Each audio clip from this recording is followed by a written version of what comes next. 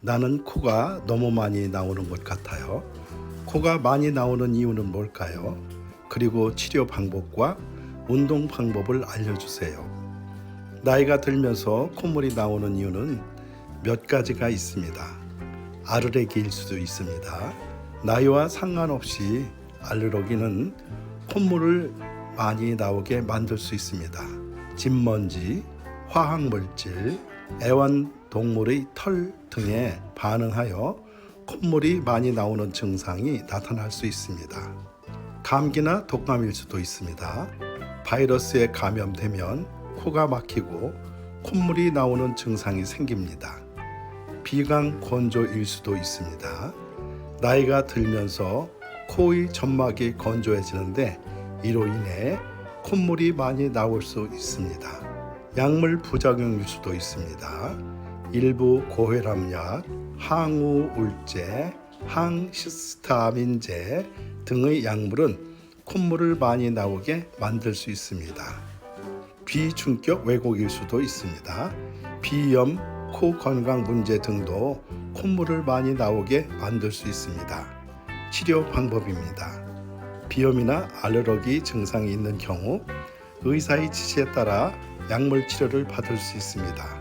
콧물이 나오는 원인이 약물 부작용인 경우 의사와 상의하여 약물을 조정하거나 변경하는 것이 필요합니다. 건조한 환경이 원인의 경우 가습기를 사용하거나 콧구멍 적당한 수분을 공급하는 스프레이를 사용할 수 있습니다. 운동 방법이 있습니다. 일반적으로 꾸준한 운동은 면역력을 높이고 신체의 순환을 개선하는 데 도움이 됩니다.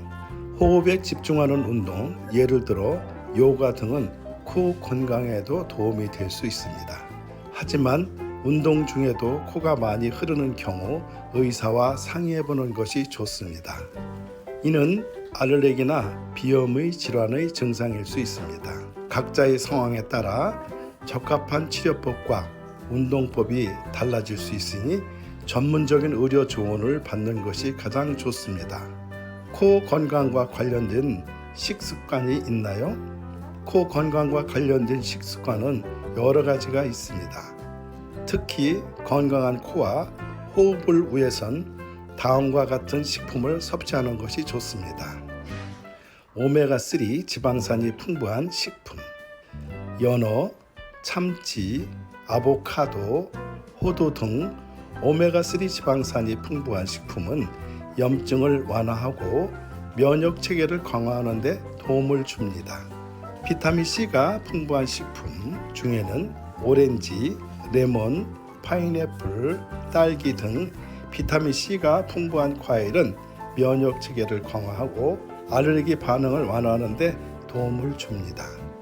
항염증 식품에는 생강, 고구마, 브로콜리 등 식품의 체내의 염증을 줄이는 데 도움이 됩니다.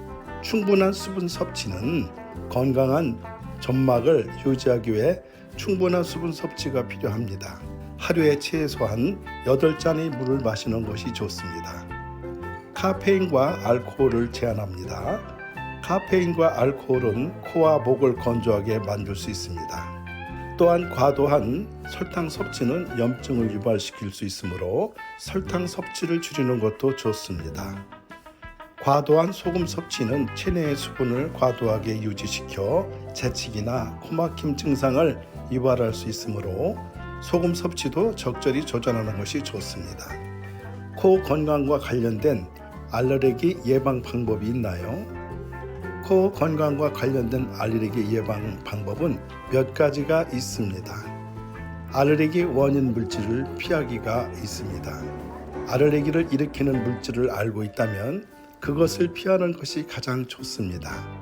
예를 들어 진먼지, 애완동물의 털, 꽃가루 등이 알레르기의 원인이 될 수 있습니다. 적절한 습도 유지가 있습니다. 실내 습도가 너무 낮거나 높으면 코와 목의 건강에 악영향을 미칠 수 있습니다. 가습기나 제습기를 사용하여 적절한 습도를 유지하는 것이 좋습니다. 코 청결 유지에는 코를 깨끗이 유지하는 것이 중요합니다. 콧물이나 이물질이 코에 자극하여 알레르기 증상이 유발할 수 있습니다. 일정한 간격으로 코를 청결하게 관리하는 것이 좋습니다. 규칙적인 생활 습관이 있습니다. 규칙적인 생활 습관은 면역 체계를 강화하고 알레르기를 예방하는 데 도움을 줍니다. 충분한 수면과 규칙적인 식사는 기본적인 건강관리 방법이 있습니다. 건강한 식습관이 있습니다. 앞서 언급한 것처럼 오메가3 지방산, 비타민C, 항염증 성분이 풍부한 식품을 섭취하고 카페인과 알코올을 과도한 설탕과 소금 섭취를 줄이는 것이 좋습니다. 이러한 방법을 통해 코 건강을 유지하고 알레르기를 예방하는 데 도움을 줄 수 있습니다. 하지만 만약 이미 알레르기 증상이 있는 경우에는 전문가와 상의하여 적절한 치료를 받는 것이 중요합니다. 알레르기 치료 방법은 무엇이 있는가요? 알레르기 치료 방법은 알레르기 원인과 증상의 종류에 따라 다릅니다. 일반적인 알레르기 치료 방법은 다음과 같습니다. 약물 치료가 있습니다. 알레르기 증상을 완화하는 데 가장 흔히 사용되는 방법은 약물 치료입니다. 항히스타민제, 코스토이로드, 디콩제스텐트 등이 있습니다. 이 약들은 증상을 완화시키지만 알레르기 자체를 치료하는 것은 아닙니다. 면역요법이 있습니다. 알레르기 원인 물질을 점차 주입하여 몸에 그 물질이 더 이상 반응하지 않도록 하는 치료법입니다. 이는 알레르기 증상을 완화시키고 새로운 알레르기 발생을 예방할 수 있습니다. 원인 물질 피하기가 있습니다. 알레르기가 발생하는 원인 물질을 피하는 것이 가장 좋은 방법입니다.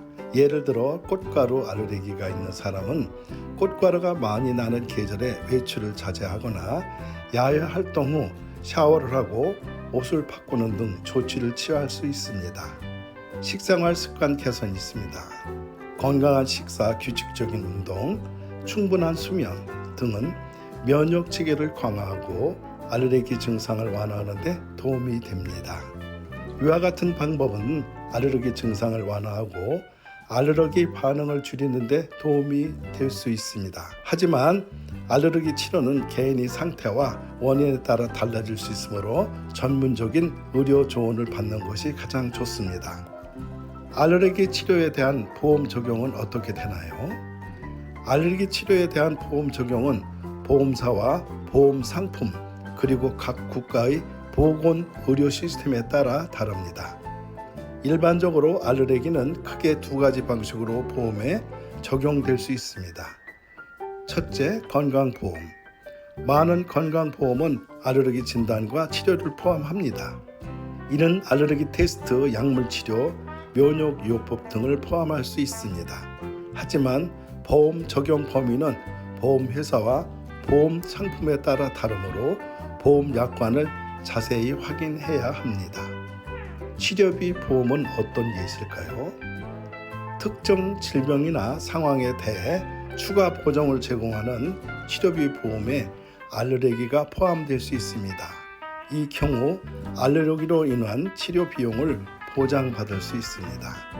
그러나 모든 보험 상품이 알레르기 치료비를 전액 또는 일부 지원하는 것은 아닙니다.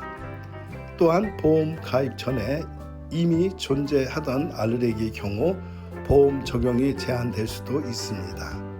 따라서 알레르기 치료에 대한 보험 적용을 확보하려면 또한 알레르기 치료에 대한 보험 적용을 확인하려면 보험회사나 보험 대리점에 직접 문의하는 것이 가장 확실합니다. 잘 보셨나요? 유튜브 맥스김에 오시면 유용한 정보가 많이 있답니다. 유튜브 검색은 맥스킴, 도메인은 /OKMAX 검색하면 바로 올 수 있답니다. 돌비 스테레오로 녹음된 콜라텍 캬바레 음악도 있고 맥스김이 직접 만든 뮤직비디오도 있습니다. 저는 시니어분들에게 올바른 정보만 보여드리려고 노력하고 있습니다. 저는 48년생 시니어 유튜브 크리에이터입니다. 선생님께서 구독을 눌러주시면 다음 영상 제작에 큰 힘이 됩니다. 엄지 모양이 좋아요도 눌러주시면 정말 감사하겠습니다. 지금 바로 구독 버튼을 클릭해 주세요. 오늘도 건강하고 즐거운 날 되시기 바라고 항상 복 받으시기 바랍니다. 감사합니다.